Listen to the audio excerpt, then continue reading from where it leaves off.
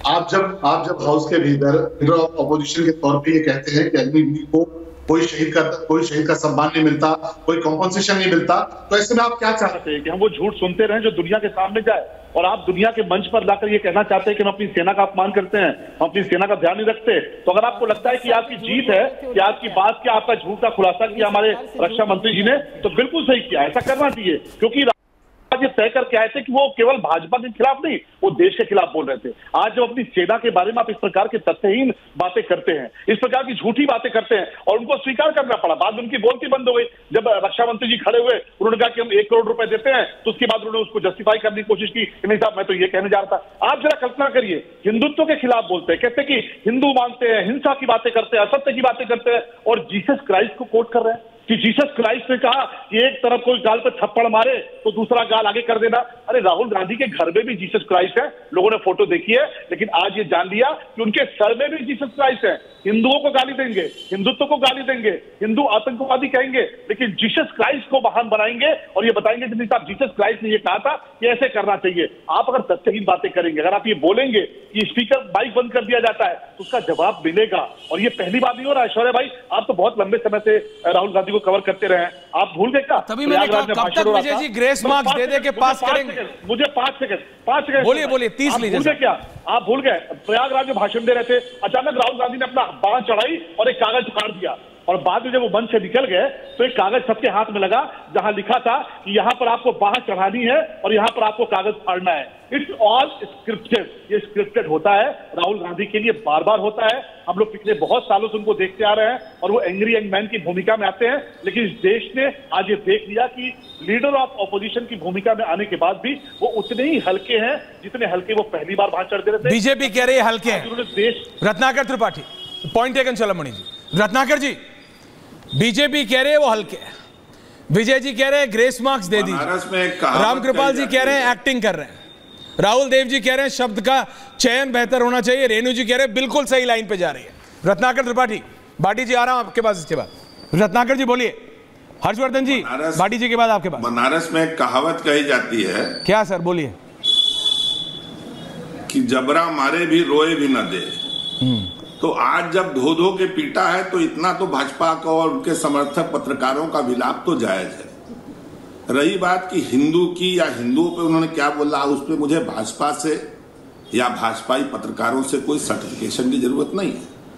उन्होंने हाथ दिखा के बोला कि ये जो हिंदू अपने को कहते हैं वो हिंसक है। आप हिंसक नहीं है, आपने तो हिंदुओं के खिलाफ हिंसा की है। अयोध्या पूरा उजाड़ दिया, क्या मुसलमान उजाड़े आपने? बौद्ध उजाड़े, जैन उजाड़े।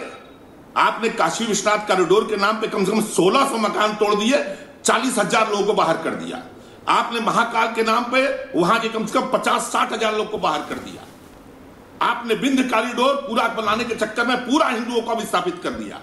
आप अभी कामाख्या कॉरिडोर बनाने जा रहे हैं, जगन्नाथ कॉरिडोर बनाने जा रहे हैं, कौन विस्थापित हो रहा है? आप बताइए मुझे। अवधेश प्रसाद जी जो सांसद है अयोध्या के, उनको कोट करके राहुल गांधी ने यह भी कहा कि अयोध्या एयरपोर्ट के लिए जिन लोगों की जमीन ली गई उनको मुआवजा नहीं मिला। तो ये बोलने दीजिए, अब ये विलाप करते रहेंगे, अब इनके विलाप का समय है। कहा ना अमित शाह ने कि इन्होंने बुद्ध जी को दिखाया, इन्होंने गुरु नानक देव जी को दिखाया। एसजीपीसी से बात करें, ये जाके बौद्धों के मोनेस्ट्री से बात करें। क्यों भैया, जब प्राण प्रतिष्ठा हो रही थी रामचंद्र जी की, तो चारों शंकराचार्यों ने कह दिया था कि समय ठीक नहीं है। तो अमित शाह को नहीं याद आया कि जिस धर्म के हैं उस धर्म पे जाना चाहिए? तब तो बड़ा अरे इन्होंने दिया है, उन्होंने दिया है। कौन सा गलत कहा? अयोध्या वासियों के राम हृदय में बसते हैं, राम पहले हैं उनके। आपने 20,000 निमंत्रण पत्र बांट दिए और अयोध्या वासियों को वहां फटकने नहीं दिया। तो जो रामचंद्र जो लाठी चला रहे हैं, शंकर जी जो आपको पीट रहे हैं, अभी आपको पीटेंगे जगन्नाथ जी, अभी आपको पीट रहे थे महाकाल जी, आप चिंता मत कीजिए। अच्छा, ये जितनी बातें बोली गई हैं उनको हिंदुत्व पे लाने की चेष्टा इसलिए हो रही है। ओके, क्विक इंट्रोडक्शन चलमणि जी, आप भाटी जी और हर्षवर्धन जी आ रहा हूं उसके बाद। चलमणि जी क्विक काउंटर, भाटी जी उसके बाद क्विक काउंटर। भगवान राम उनको पीट रहे हैं जो पिछली 3 बार से विपक्ष में बैठे हैं, 99 का आंकड़ा पार नहीं कर पाए। वो इस बात से खुश है। क्या खुशी है रत्नाकर जी की खुशी आपकी बरकरार रहे और कांग्रेस के लोगों की खुशी बरकरार रहे कि आप चुनाव हारने के बाद विपक्ष में बैठने के बाद आप इतने आह्लादित है, खूब आह्लादित रहिए। सच्चाई है इस देश के लोकतंत्र की कि नरेंद्र मोदी जी को इस देश की जनता ने पूरे बहुमत के साथ तीसरी बार प्रधानमंत्री बनाया है। आप अपने नेता को लीडर ऑफ अपोजिशन बना के खूब पूछ रहिए। हम सबकी शुभकामनाएं हैं, भगवान राम का आशीर्वाद है, भगवान भोलेनाथ का आशीर्वाद है कि आप विपक्ष में बैठेंगे क्योंकि आप देश के खिलाफ बोलते हैं, देश के साथ खेल करते हैं। ये देश स्वीकार नहीं करेगा और हिंदुत्व स्वीकार नहीं करेगा। भाटी जी उसके बाद दोबारा आ रहा हूं राहुल देव जी आपका। भाटी जी नाउ, भाटी जी बोलिए। भाटी जी देखिए, नेता प्रतिपक्ष के तौर पर राहुल गांधी की एंट्री बहुत धमाकेदार रही, उनकी डेब्यू स्पीच बहुत शानदार रही और नेता प्रतिपक्ष के भाषण पर सत्ता पक्ष, खास तौर से भारतीय जनता पार्टी के उन नेताओं की जो व्यवहार था वो बहुत ही शर्मनाक रहा। लोकतंत्र के लिए इससे ज़्यादा खराब व्यवहार हो नहीं सकता। राहुल गांधी जितने समय बोलते रहे, बीजेपी के लोग, सत्ता पक्ष के लोग उन्हें लगातार डिस्टर्ब करते रहे और कोई साधारण सांसद करते तो अलग बात है, प्रधानमंत्री, रक्षा मंत्री, गृह मंत्री, दूसरे मंत्री और सीनियर सांसद उन्हें बार बार डिस्टर्ब करते रहे, जो कि लोकतंत्र के लिए बहुत ही शर्मनाक तस्वीर थी। और ये ना समझा जाए कि वो केवल कुछ आपत्तिजनक बोल रहे थे या विवादास्पद बोल रहे थे तब डिस्टर्ब किया। राहुल गांधी ने जैसे ही अपनी स्पीच शुरू की और उन्होंने सभापति महोदय से कहा कि thank you for give my opportunity, मुझे अवसर देने के लिए आपका धन्यवाद।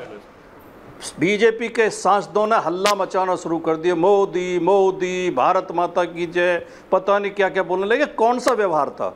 नेता प्रतिपक्ष बोलने के लिए खड़े हुए हैं, देश की जनता ने उन्हें नेता प्रतिपक्ष बनने का अवसर दिया है। 10 साल में पहली बार मोदी जी ने, जिन पर लगातार तानाशाही के आरोप लगते रहे हैं, लोकतंत्र की हत्या के आरोप लगते रहे हैं, संविधान समाप्ति के आरोप लगते रहे हैं, उन मोदी जी को पहली बार नेता प्रतिपक्ष के सामने बैठने का अवसर मिला है। कम से कम पहली बार तो शांति से सुनना चाहिए था वो क्या मुद्दे उठाना चाहते हैं। कि इस तरह कैसे आप सरकार चलाएंगे? नेता प्रतिपक्ष को आप अपमानित करेंगे, बात बात पर डिस्टर्ब करेंगे, हल्ला मचाएंगे, सड़क के लोगों की तरह सड़क और नुक्कड़ पर जिस तरह से शोर शराबा होता है, हो हल्ला होता है, और फिर ये शेखी बगाड़ते हैं, नैतिकता की दुहाई देते हैं, लोकतंत्र की दुहाई देते हैं और अनुशासन की दुहाई देते हैं कि सदन को अनुशासन से चलना चाहिए, नियम बताते हैं। ये कौन से नियम में लिखा हुआ है कि प्रतिपक्ष बोलना शुरू करें और सत्ता पक्ष के सांसद हल्ला मचाना शुरू कर दें? और दूसरी बात सुन रहे हैं ना, और मैं बोल दूं, ये तो कोई बिल्कुल ही कोई बुद्धू आदमी हो तो ये कह सकता है कि हिंदू धर्म और अग्निवीर के मामले में राहुल गांधी ने गलत बोला। राहुल गांधी ने स्पष्ट तौर पर कहा था कि मैं बीजेपी आरएसएस के लोगों की तरफ इशारा कर रहा हूं, आप हिंदू धर्म के ठेकेदार नहीं हैं।